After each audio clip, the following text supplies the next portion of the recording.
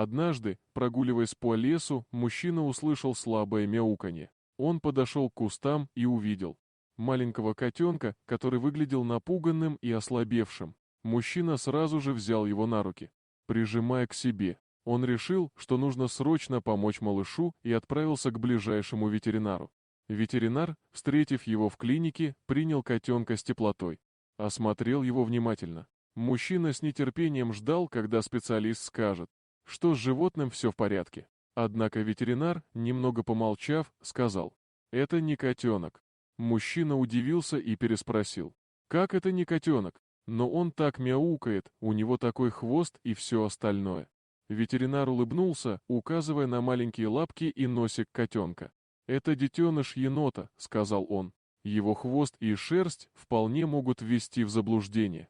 Еноты на самом деле часто выглядят как маленькие котята, но их поведение и анатомия совсем другие». Мужчина ошарашенно посмотрел на маленькое создание в его руках. Он был уверен, что подобрал бездомного котенка, но теперь все оказалось иначе.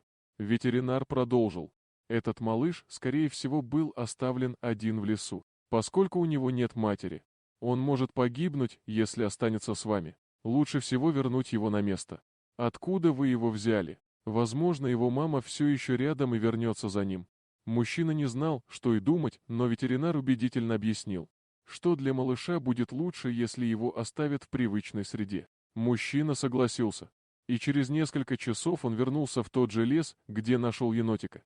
Он осторожно поставил малыша на землю возле кустов и отступил. Несколько минут он стоял в тени деревьев, наблюдая за тем, как малыш немного ворочается, осматривая окружающее пространство. И вдруг из-за деревьев с характерными покачивающимися движениями появилась крупная фигура. Это была енотиха. Она подошла к малышу, аккуратно подхватила его за шкирку и понесла в лес.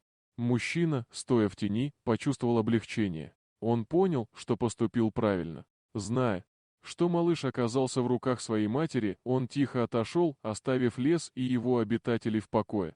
Дорогие друзья, если вам понравилось видео, поставьте лайк, а также подписывайтесь на канал, где найдете еще много интересного.